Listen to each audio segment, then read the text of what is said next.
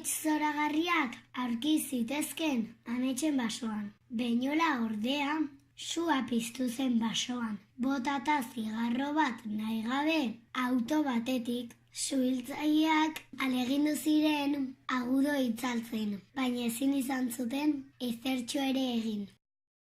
Ametsen basoa egin zen, eta bihurtu zen baso mortua.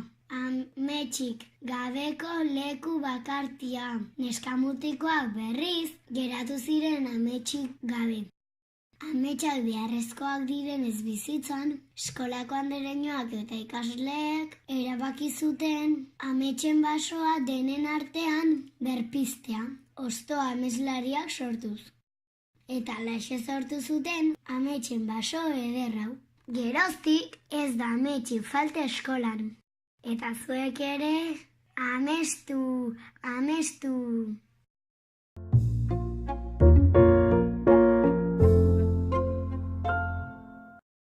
Hansel eta Gretel.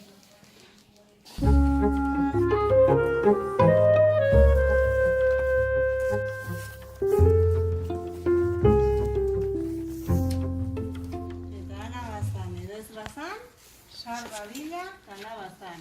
Eta atera badila Labidietako liburutegian. Oso ondo! Aupa! Oso ondo!